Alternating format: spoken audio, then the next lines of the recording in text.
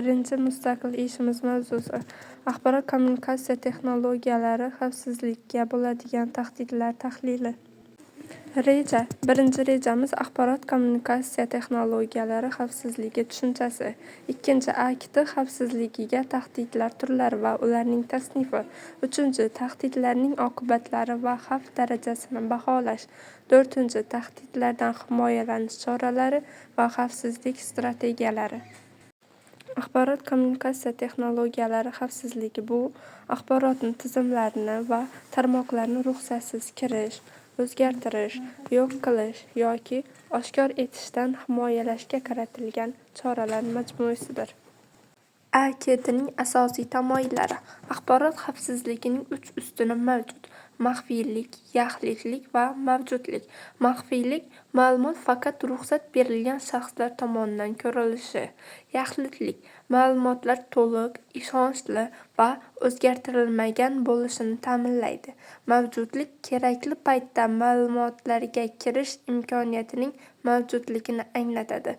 Bu 3 element o'zaro bog'liq bo'lib, birining buzilishi boshqasiga ham ta'sir qiladi. Endi kiber tahdidlar turlari haqida qisqacha videorolikimizni tomosha qilamiz.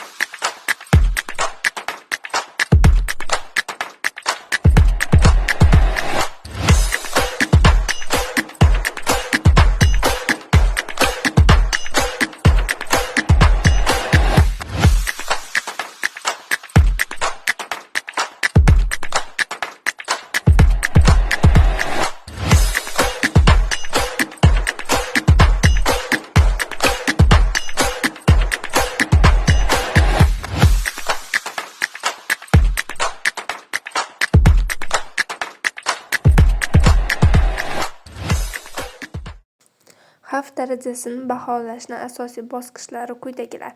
Birinchisi tahdidni aniqlash, ikkinchisi ehtimollikni tahlil qilish, uchinchisi oqibatlarni o'rganish, to'rtinchisi xavf darajasini hisoblash. Xavf darajasini aniqlash formulasi. Xavf darajasi teng xavf ehtimoli ko'paytma oqibat. Xavf ehtimoli hodisa sodir bo'lishining qanchalik tez yoki ehtimoliy ekanligi. Oqibat hodisa sodir bo'lganda yetkaziladigan zarar hajmi. Xavf darajasi ko'pincha xavf matrisasi ko'rinishida bo'ladi. U orqali past, o'rta va yuqori toifalarga ajratiladi.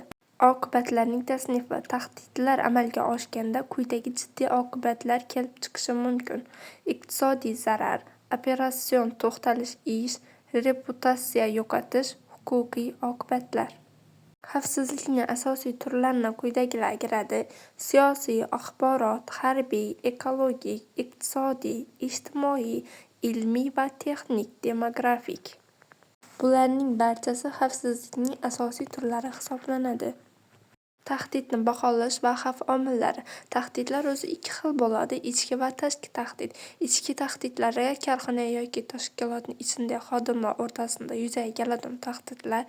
Tashqi tahdid esa shu internetda sodir bo'ladigan yoki korxona tashkilotga internet orqali xavf soladigan tahdid kiradi.